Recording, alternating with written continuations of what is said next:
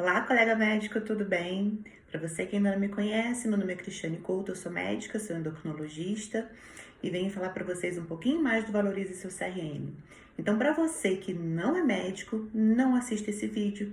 Esse vídeo não é para você, não vai te ajudar, não vai te acrescentar. Esse conteúdo é exclusivo para médicos, tudo bem?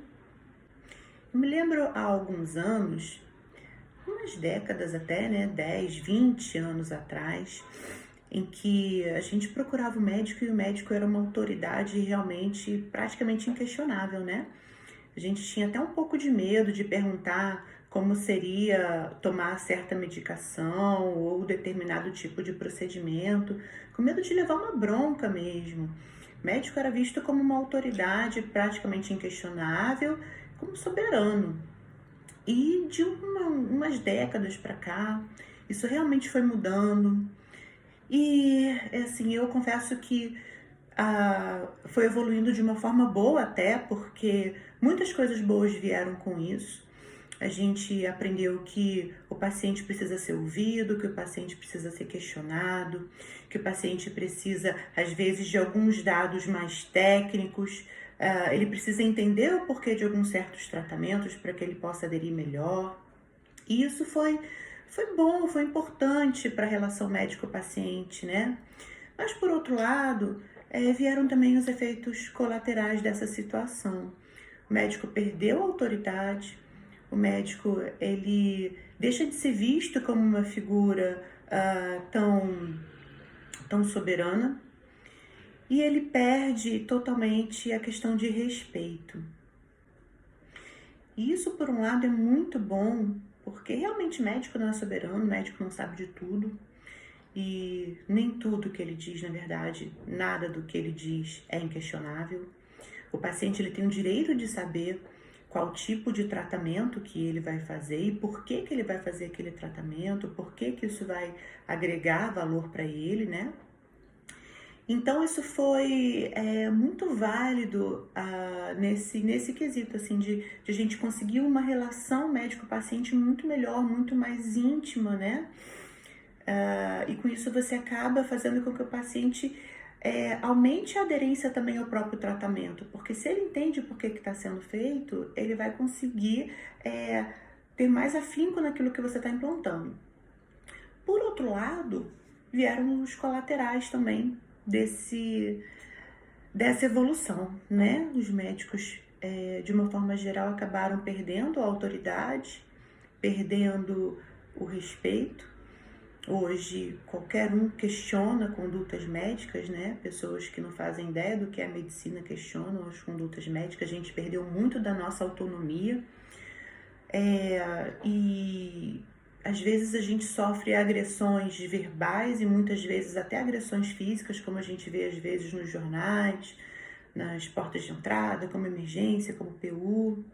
E isso é muito triste, porque embora tenha evoluído a parte boa, a gente tem o outro lado da moeda também que é muito ruim.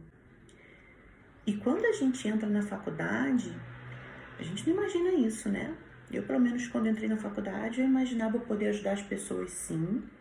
Eu acho que 99% dos médicos, né, que entram, dos alunos que entram numa faculdade de medicina, querem o melhor para o próximo, querem ajudar o próximo de alguma forma, e para isso a gente estuda tanto. Quando a gente entra, a gente pensa no ideal, a gente tem um ideal ali para chegar como objetivo. E acaba que a gente é ensinado a trabalhar e fazer trabalho realmente contínuo, trabalho em massa, e a gente é condicionado dessa forma. Quando a gente entra no primeiro ano de faculdade, a gente já é condicionado a fazer monitoria, a gente tem ali trabalhos científicos para apresentar, é realmente um horário integral. É de manhã, é de tarde, e no tempo livre a gente tem que se virar para os plantões, se virar para os artigos científicos, se virar para estudar a matéria que é cobrada. Então realmente é uma faculdade muito pesada e a gente é condicionado a trabalhar muito desde o primeiro ano. Então assim, a gente sofre quase que uma lavagem cerebral mesmo, né?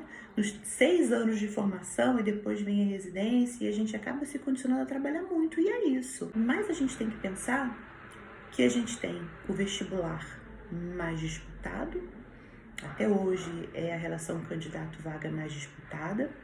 A gente precisa se preparar para esse vestibular, se você quiser entrar. É a faculdade mais cobrada, porque, como eu disse, são horários integrais e com todos os extras curriculares que a gente precisa. Você tem a faculdade mais cara. Existem algumas estimativas, né, que a faculdade, só o valor da faculdade, tá, gente? Aqui eu não tô colocando o tempo que você não tá fazendo o seu trabalho, o tempo que você tá perdendo, não ganhando dinheiro, né, que você perdendo entre aspas, óbvio que você tá ali na faculdade aprendendo e você não pode ter o seu laboral ali. Então, existe uma estimativa de 700 mil a 1 milhão apenas os 6 anos de faculdade de medicina, que é gasto para essa formação. Então, é muito dinheiro investido, né? É muito dinheiro investido. Então, nós temos o vestibular mais disputado, nós temos a faculdade mais cara, nós temos o currículo mais pesado, nós temos o período de investimento mais longo, é uma faculdade que dura 6 anos, e muito provavelmente você não vai poder ficar só nesses 6 anos, você precisa fazer uma especialidade, você precisa fazer uma pós-graduação. Então a gente pode colocar aí um tempo mínimo de 6 anos, mais um tempo praticamente 90% das pessoas assim tem 10 anos de investimento, isso sem contar o cursinho que você precisou fazer para poder entrar na faculdade de medicina. Então, se a gente tem todo esse gasto, todo esse investimento durante tantos anos, por que a gente não tem uma remuneração que seja compatível com esse investimento? Quando a gente começa, né, assim, logo como recém-formado, fazendo residência ou não, a gente começa nos plantões. E aí a gente começa a perceber que dá para ganhar um bom dinheiro como médico, desde que você dê mais plantões. Então, essa foi a minha vida no início da minha formação. A minha primeira especialização foi terapia intensiva, é algo que eu gosto muito até hoje. E eu queria fazer terapia intensiva. E eu comecei fazendo os plantões. E aí, se a gente fizer uma conta bem básica, se você fizer um plantão por semana, você ganha X. Se você fizer 2 plantões, você ganha 2X. 3 plantões, você ganha 3X. E para você ganhar mais, você tem que fazer mais plantões. E se aí, hipoteticamente, a gente pensar que nós temos 7 dias na semana, o máximo que nós poderíamos tirar com plantões seriam 7x. Isso, hipoteticamente, porque não é possível que alguém faça 7 plantões de 24 horas por semana, né? Durante muito tempo eu fiz, muito tempo não, na verdade durante pouco tempo. Eu fiz durante 6 meses, 5 plantões de 24 horas semanais. Eu trabalhava de segunda a sexta, pulava de um plantão para o outro, de segunda para terça, de terça para quarta, e assim eu ia. E eu conseguia folgar sábado e domingo achando que eu estava arrasando, que eu trabalhava de segunda a sexta, mas eu tinha sábado e domingo livre. Não via os meus filhos crescerem, não tinha tempo para o meu marido, não tinha tempo para mim, né? Não tinha tempo de fazer as coisas que eu gostava, obviamente. Não podia resolver as coisas basais, como, por exemplo, ir no banco. Muito menos treinar ou fazer algum tipo de orientação alimentar era impossível. E aí eu abri um quadro de depressão, possivelmente um burnout, também naquela época não se falava muito nisso.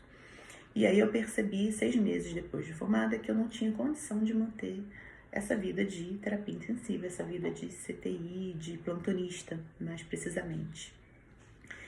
E aí eu pensei, caramba, eu vou diminuir muito a minha renda, eu vou diminuir muito a minha entrada, e aí eu vou ter que diminuir a minha qualidade de vida, né? O meu estilo de vida vai piorar, porque o meu padrão vai reduzir, porque eu vou reduzir os salários. E aí eu comecei a pensar um pouco como isso poderia ser resolvido. E aí, gente, é o que eu falo pra vocês. Não é bem assim, a gente não tem que se condicionar a trabalhar assim a vida toda. Esse período é assim na faculdade, esse período é assim na residência, mas não é para toda a vida. Você pode fazer de forma diferente, trabalhando com o que você gosta, trabalhando com a sua especialidade, trabalhando com o que você curte fazer, mas fazendo um trabalho bem feito e ganhando para isso.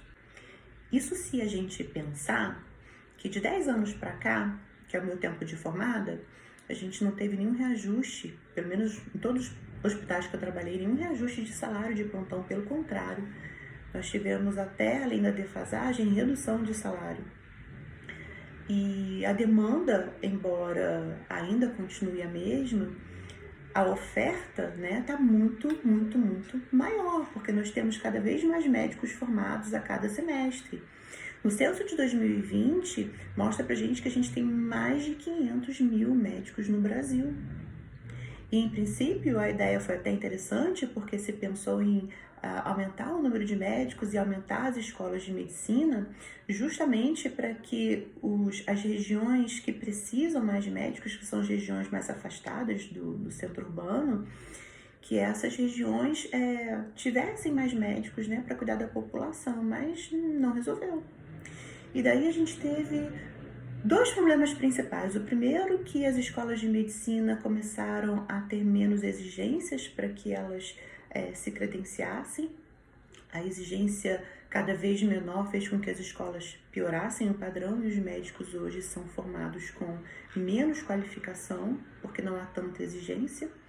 O número de médicos é muito maior realmente, mas as periferias continuam sem médicos, porque os médicos formados vão para os centros urbanos, onde a gente acaba ganhando mais, né? Onde tem um salário um pouco melhor. E com isso, não dá nem para você reclamar, por exemplo, de um salário que está defasado há 10 anos. Se você não quer, tem 10 querendo o salário que você está ganhando. Isso é bem complicado. E aí, talvez para médico, falar assim, você pode ganhar mais do que você está ganhando, talvez não te encha tantos olhos, né?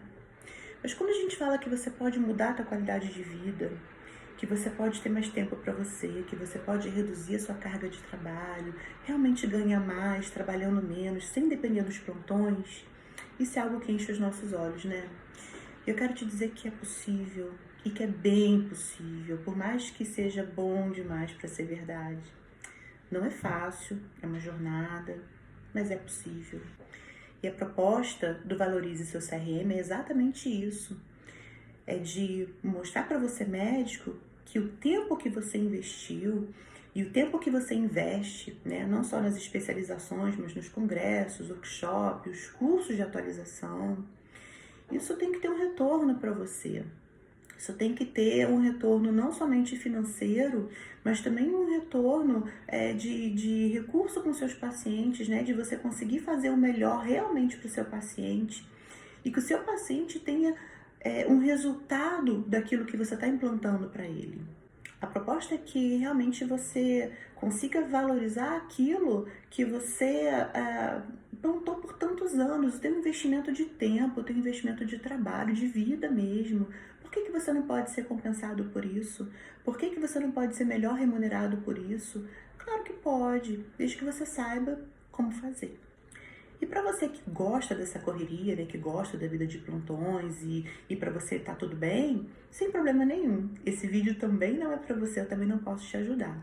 Mas para você que tá cansado dessa correria de plantão, tá cansado de não viver e quer realmente dar o melhor para você e para o seu paciente, eu posso te ajudar. E aí, pessoal, para você que pensa realmente em melhorar a sua qualidade de vida, em reduzir o número de plantões, em começar realmente a trabalhar menos, ganhando mais, sem depender dos plantões mesmo, você precisa de algumas estratégias. Então eu vou te dar 3 passos hoje que vão te ajudar a começar a direcionar a sua vida um pouquinho, tá bom? A primeira delas é o seguinte: entenda o que realmente você quer. Escreva. Pega lá um papel, um caderno, uma agenda, um diário, coloca lá o que você quer. Vou dar para você o meu exemplo. Quando eu comecei com essa história de querer sair dos plantões, a minha maior angústia era dormir nos hospitais. Eu queria dormir em casa, eu queria dormir com meu marido, sabe? Eu queria ver minha televisão à noite, eu queria dormir na minha cama. Eu queria ter mais tempo para minha família e eu queria ter mais tempo para mim, porque eu não conseguia fazer as coisas que eu gostava, que era, por exemplo, treinar numa academia todos os dias, num salão para poder fazer alguma coisa que seja de vaidade mesmo. Enfim, a gente não tem esse tempo. Quando você acha que você vai ter, às vezes você sai do plantão noturno tão quebrado que você só dorme. Então, os meus objetivos eram esses. Eu queria dormir em casa às noites, eu queria ter mais tempo para minha família, eu queria ter mais tempo para os meus hobbies. Talvez a sua seja diferente, mas é preciso que você escreva isso. E aí o segundo passo, em cima dessa primeira dica ainda, é o seguinte: disso que você colocou ali no papel, do seu objetivo, o que você está vivendo hoje, o que você está fazendo hoje, Tá te afastando desse objetivo ou tá te levando para mais próximo desse objetivo? É legal você pensar nisso, né? A segunda coisa é o seguinte: planeje. Porque não adianta você colocar ali que, eu não quero mais fazer plantão noturno, eu quero dormir em casa, eu vou sair de todos os plantões. Óbvio que não, né, gente? Assim, todo mundo aqui é adulto. A gente não tem condição de simplesmente sair largando os empregos todos assim, a Deus dará. Isso não existe, você precisa de um planejamento para isso. E esse planejamento talvez te exija um pouco de tempo. Talvez você tenha que estudar coisas fora da medicina, inclusive, para você conseguir se basear naquilo que você realmente quer, mas você tem que planejar. E esse planejamento, ele deve ter períodos, ele tem que ter datas pré-determinadas, porque senão não acontece nunca. Então é importante você colocar: daqui a 6 meses eu vou fazer isso, daqui a 1 ano eu vou fazer isso, ou até o fim do ano eu vou fazer aquilo. Essas metas determinadas, elas são importantes para que você tenha um prazo para cumprir, porque se a gente não tiver, a gente não faz. E aí a gente vai para o terceiro passo, que é ter atitude. É perder o medo e começar a agir. Porque medo, gente, todo mundo tem. De qualquer coisa que seja diferente, qualquer mudança pra gente, a gente vai ter medo, a gente vai ter insegurança. Isso é natural do ser humano. O que não pode é o medo de paralisar e você não conseguir sair de onde você tá. Se você quer sair, você tem que ter atitude. E aí, você tem que se planejar para aquele prazo e você tem que agir em cima daquele prazo. Claro, de maneira coerente, de preferência fazendo a coisa certa, e nisso talvez a gente possa te ajudar bastante, porque eu posso mostrar para você os passos para você chegar até lá. Mas o restante é com você. Você realmente precisa saber o que você quer, você precisa planejar e você precisa ter atitude em cima disso. Isso é importante. Valorize seu CRM.